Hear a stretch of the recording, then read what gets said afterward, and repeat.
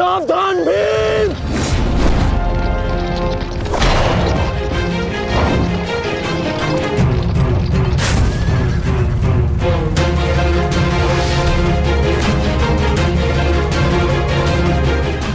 अश्वत्थामा, अश्वत्थामा, तुम ठीक हो? तुम ठीक हो? हाँ अंगराज।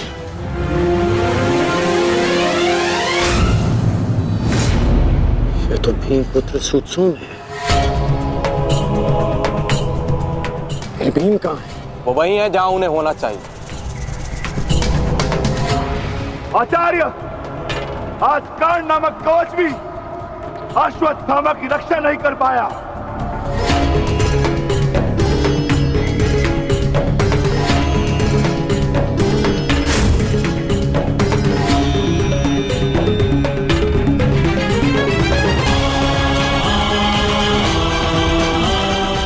ये पांडवों की योजना है,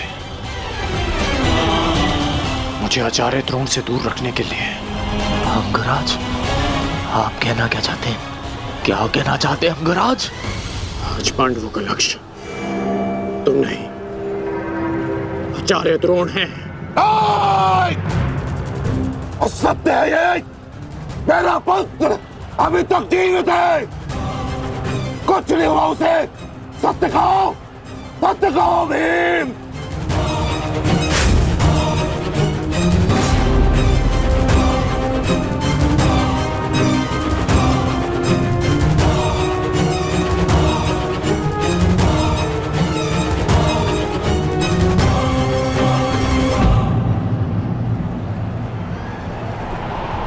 धर्मराज, मैं तुमसे सुनना चाहता हूं, ये सत्य क्या है? कह दो कि मेरा पुत्र जीवित है। तुम्हारा उपयोग केवल मेरा ध्यान भटकाने के लिए था। मुझे इस बात का आभास क्यों नहीं हुआ? आचार्य द्रोण के प्राण संकट में है। चलो अश्वत्थामा, चलो। सत्य कह दो कि आज भी मेरा पुत्र जीवित है, कुछ नहीं हुआ उसे, कोई उसका वध नहीं कर सकता। कहता एक बार। युद्ध भूमि में तुम्हारा विकोदर भीम के साथ रहना अनिवार्य है युधिष्ठिर, क्योंकि आचार्य द्रोण जानते हैं कि विकोदर भीम असत्य बोल सकते हैं,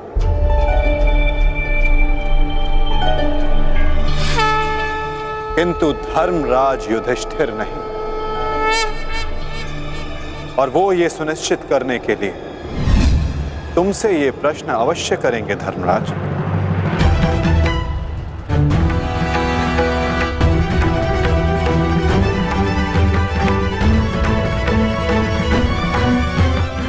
आप मेरे शत्रु हैं आचार्य, कौरवों के सेनापति। यह आवश्यक नहीं कि मैं आपके हर प्रश्न का उत्तर दूं। शीघ्र करो सत्यसेन। प्रश्न का उत्तर तुम्हें देना होगा धर्मराज। भले मैं कौरवों का सेनापति हूं, परंतु ये मत बोलो कि मैं तुम्हारा गुरु भी हूं। इसमें सत्य तुम्हें कहना होगा, बताना होगा मुझे। मेरा पुत्र जीवित है और यही सत्य है, मुझे पता है। ज्येष्ठ, बता दीजिए आचार्य द्रोण को सत्य क्या है? अधर्म को उसके घर में पराजित करने के लिए अधर्म की चौखट पार करनी ही पड़ती है युधिष्ठिर। ये सत्य है आचार्य द्रोण कि भीम ने अश्वत्थामा का वध कर दिया।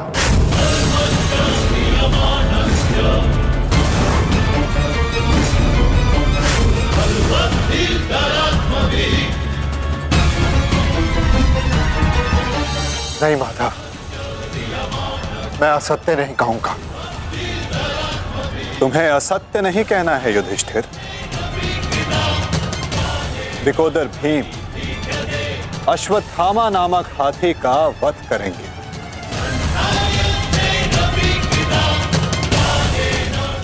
तुम्हें केवल यह कहना है कि अश्वत्थामा अश्वत्थामा मारा गया।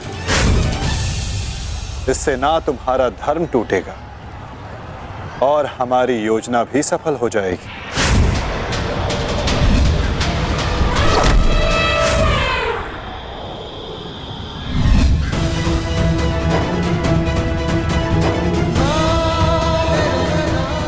पुनः एक बार कह दो धर्मराज कि ये सत्य है।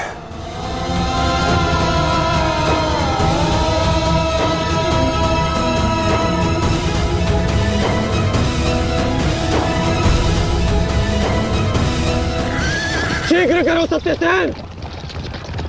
आपने बिल्कुल सही सुना आचार्य द्रोण।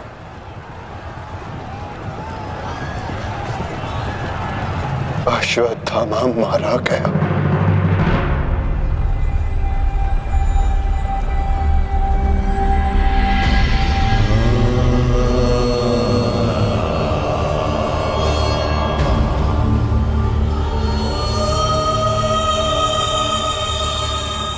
परंतु वो एक मनुष्य नहीं,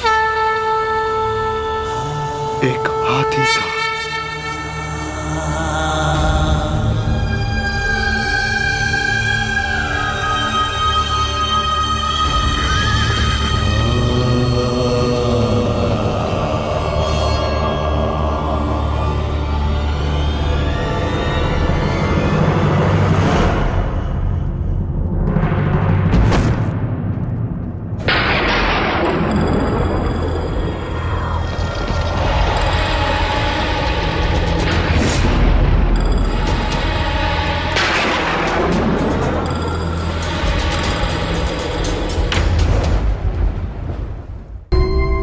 जिस पुत्र के लिए आप आचार्य से शिक्षक बन गए, जिस पुत्र के लिए आपने अपने शिष्यों से गुरु दक्षिणा नहीं मूल्य मांगा,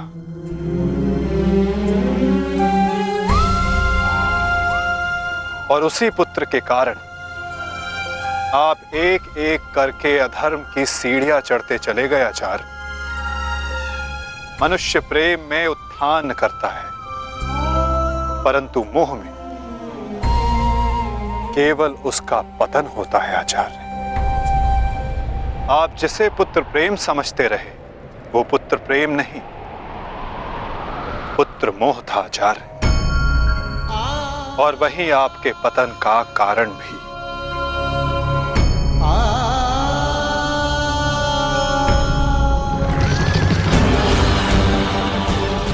शीघ्र करो सत्यसेन।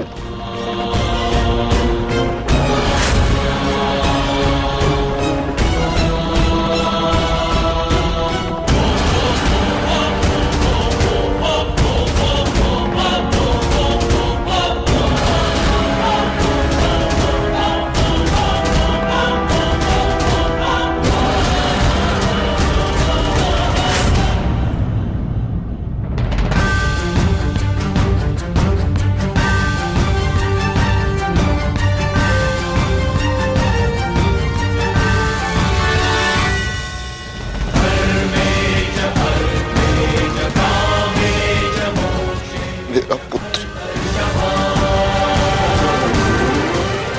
अश्वत्थामा!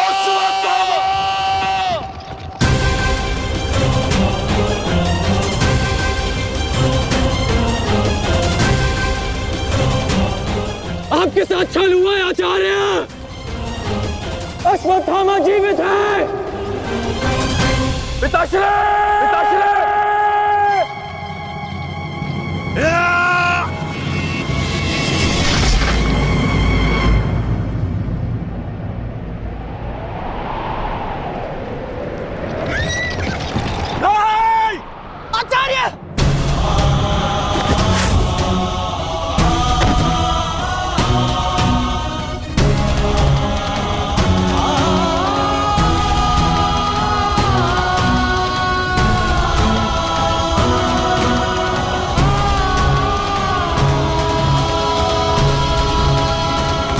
वरुणं च दिवम्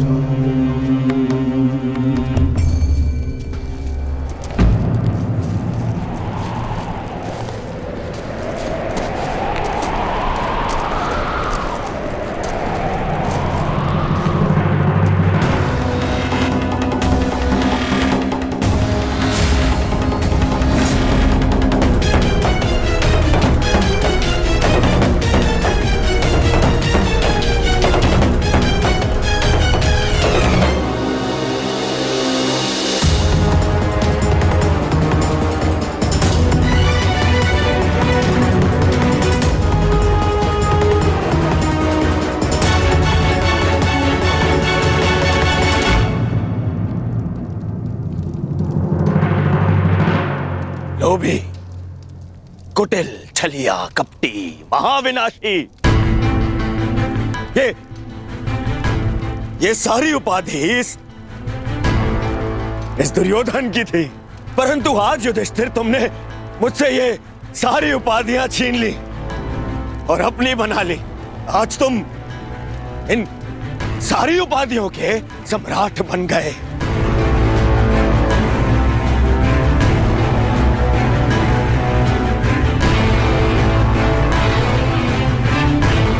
प्रणिपात सम्राट, अरे बोलो, सम्राट आए हैं। छल सम्राट युधिष्ठिर की जय बोलो, बोलो, छल सम्राट युधिष्ठिर की जय। परंतु सम्राट, मुझे समझाइए, अब कौन सा कार्य शेष रह गया था? आपने यहां आने का कष्ट कैसे किया सम्राट? अरे कहीं ऐसा तो नहीं कि लकड़बग्घे की तरह गुरु आचार्य द्रोण के शव पर भोज मनाने आए हैं आप?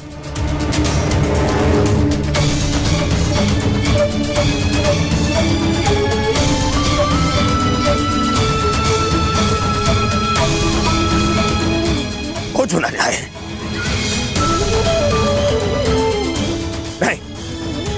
नहीं सम्राट, मैं क्षमा चाहूंगा, परंतु मैं इस बात की अनुमति नहीं दूंगा आपको। चले जाओ यहां से, अन्यथा मैं आप लोगों के शव पर उत्सव मनाऊंगा। चले जाओ। हम यहाँ युद्ध करने नहीं आए, अपने गुरु के अंतिम दर्शन करने आए हैं। इस समय में अर्जुन नहीं, अपने गुरु का शिष्य हूं। हम पांडु पुत्र होने के नाते नहीं, परंतु कुरुवंशी होने के नाते उनके अंतिम दर्शन करने आए हैं। नहीं तुम्हें इस युद्ध में विजय मिलेगी और ना ही अपने गुरु के दर्शन।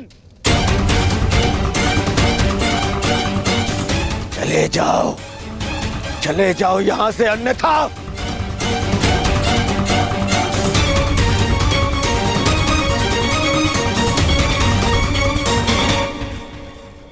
गुरु द्रोण के अंतिम दर्शन करने का अधिकार सबको है।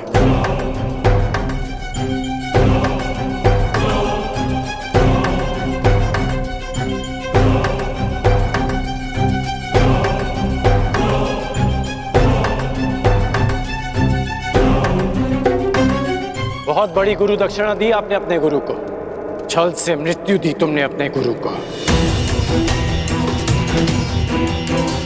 उन्होंने अनेकों दिव्यास्त्र सिखाए तुम सबको, परंतु विश्वासघात नामक अस्त्र का कोई उत्तर नहीं था उनके पास। धर्मराज, क्या उत्तर है आपके पास आपके छल का?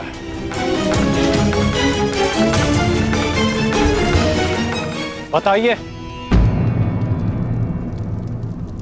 मेरा चयन बिल्कुल ठीक था, दुर्योधन तुमसे बेहतर राजा होगा।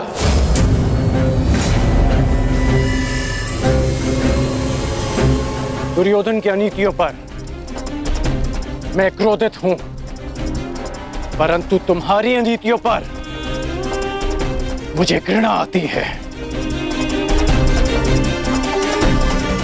मित्र, शिष्य होने के नाते अपने गुरु के अंतिम दर्शन का अधिकार है इन्हें? नहीं, अंगराज ठीक कह रहे हैं मित्र।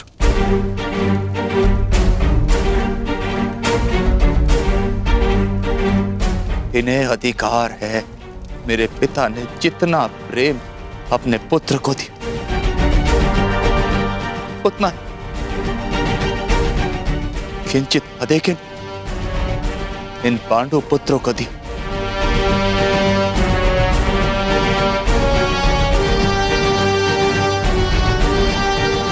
उससे भी अधिक इस अर्जुन को। एक पुत्र अपने पिता का ऋण चुकाता है, उसे जीवन देने का ऋण। मैं भी अपने पिता के दिए जीवन का ऋण चुकाऊंगा, और वो ऋण पांडवों को चुकाना होगा।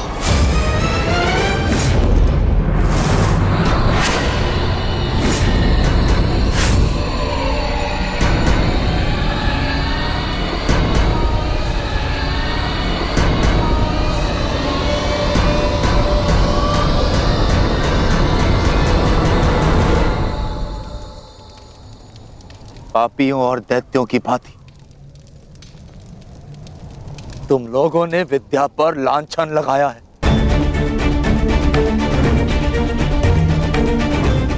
ज्ञान का नाश किया है तुम लोगों ने, नाश। धिक्कार, धिक्कार है तुम लोगों पर।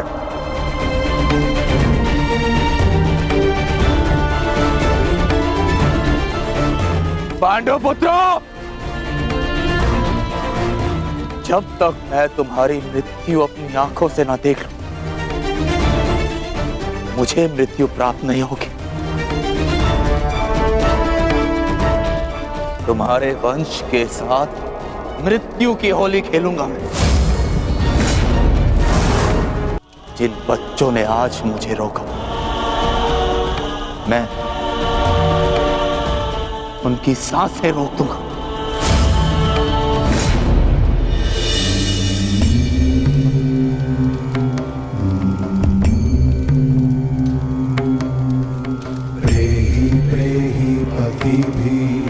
पूर्वेर्भिर्यत्रा ना पूर्वे पितरपर्युः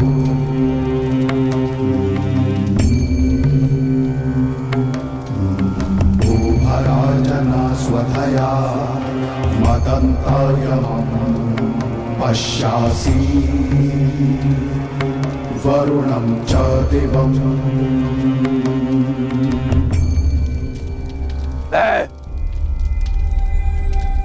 द्रोण पुत्र अश्वत्थामा, ये प्रण लेता हूं कि तुम्हारे संपूर्ण वंश को नष्ट कर दूंगा, नष्ट कर दूंगा, नष्ट कर दूंगा, नष्ट कर दूंगा, नष्ट कर दूंगा, नष्ट कर दूंगा, नष्ट कर दूंगा।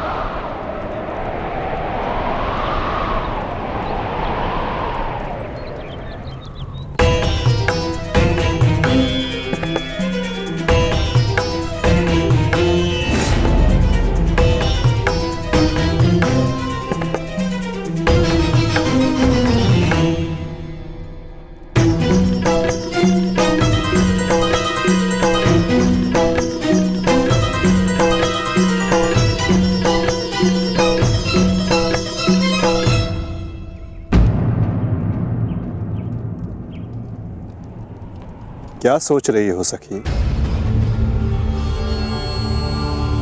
असंख्य चिताएं, असंख्य अग्नि जलकर भस्म हुआ मेरा मान, मेरा सम्मान,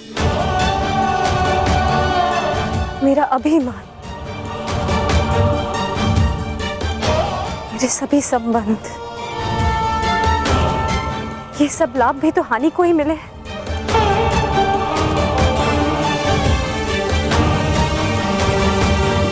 वो देखिए माधव,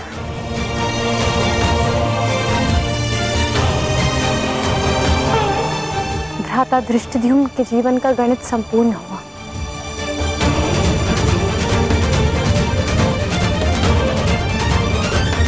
अब उनके जीवन का न्यून लाभ है। इस जटिल गणित में न केवल हानि और लाभ है सखी, इस गणित के अनेकों कोण भी हैं। उधर देखो, तुम्हारी पुत्र वधू खड़ी है।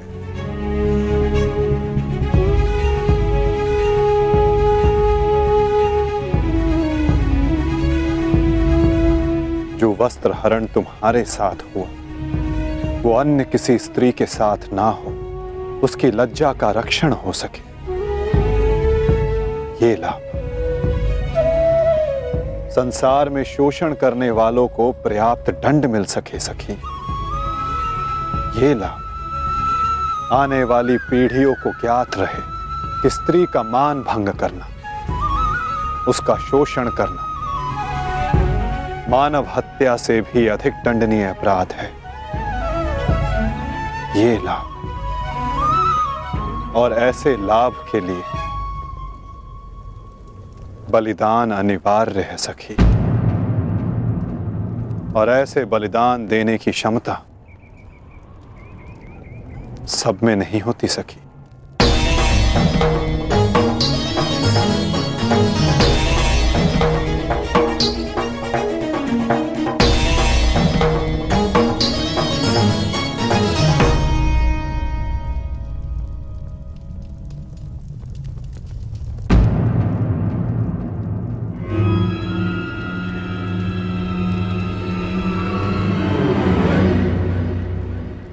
सुप्रिया का संदेश आया है भगतग्राम से।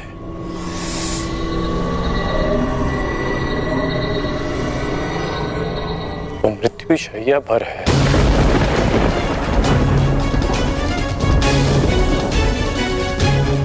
इसमें लिखा है कि उसके पास अधिक समय नहीं बचा। हमें शीघ्र उसके पास पहुंचना होगा कर्ण। उसे तुम्हारी आवश्यकता है। हाँ अंगराज, ज्येष्ठ ने संदेश भेजा है, आपको शीघ्र उपस्थित होने को कहा है।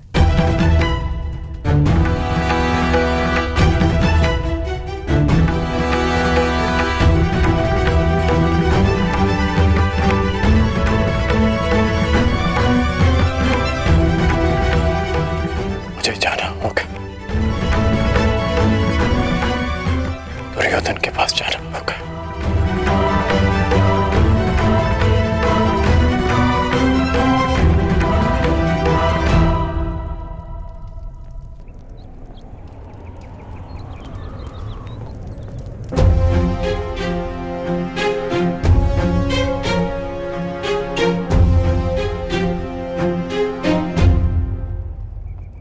अनेक दिनों से मेरा हृदय ही नहीं, मेरा मन भी जो चाहता था, आज वो पूर्ण होने जा रहा है। दुर्योधन की पताका और हस्तिनापुर का ध्वज दोनों ही अब बलशाली होने जा रहे हैं। इस पताका की तीक्ष्णता और भी तीव्र होगी, क्योंकि इस पताका का नेतृत्व करेगा मेरा मित्र अंगराज कर्ण।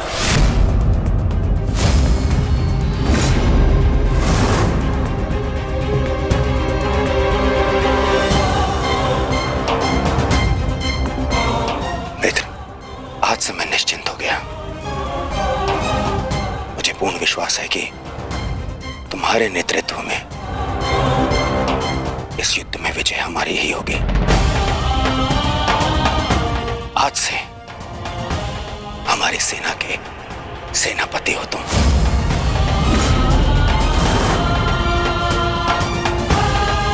दुर्योधन, किसी दासी स्त्री के लिए पति चुन रहे हो, अपनी सेना का नायक चुन रहे हो?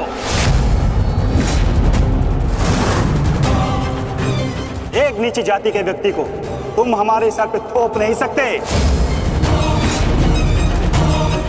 किसी सारथी का पुत्र तुम्हारे उपकारों के बीच बना राजा मैं नहीं मानता कि ये सेनापति बन सकता है, क्योंकि पलतरन पैरों में शोभा देते हैं, ना कि मस्तक पर।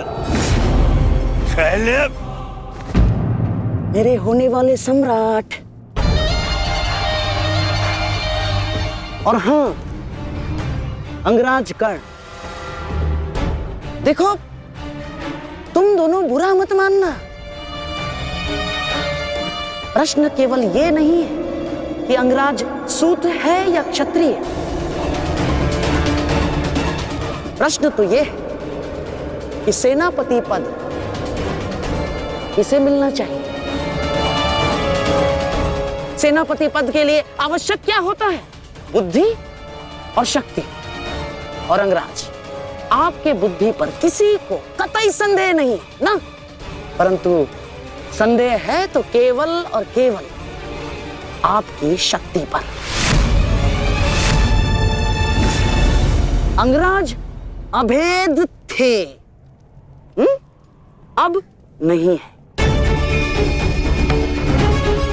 कवच और कुंडल भी था इनके पास, अनेकों अस्त्र थे जो अब नहीं है, जो अब अंगराज खो चुके हैं। और हाँ, खास बात तो यह है,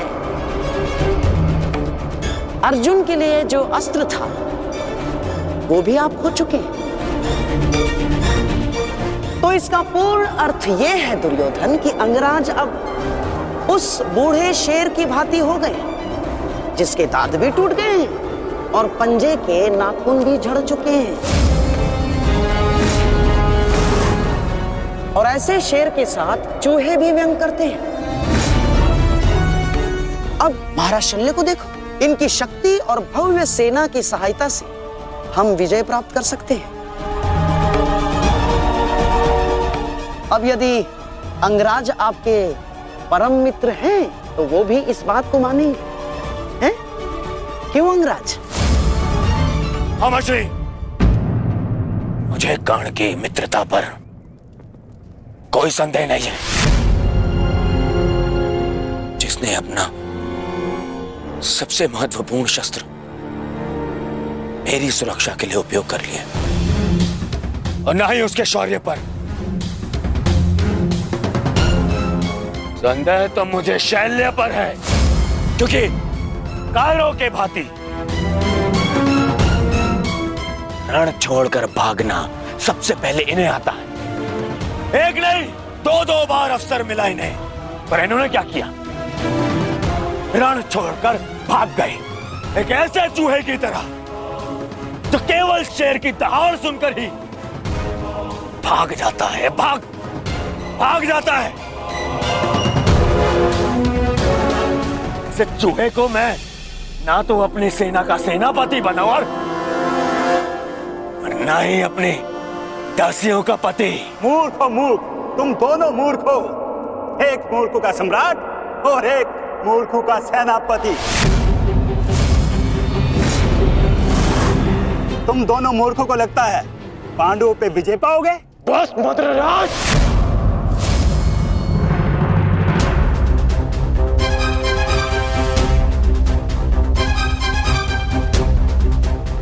मैं भले ही छोटी जाति का हूं, परंतु तुम्हारे कार्य और तुम्हारी जीवा मुझसे भी निचली जाति के हैं। तुम्हें मेरे माता पिता का ऋणी होना चाहिए कि उन्होंने मुझे अच्छे संस्कार दिए, नहीं तो अभी तक तुम्हारी जीवा मेरे पैरों के नीचे होती है।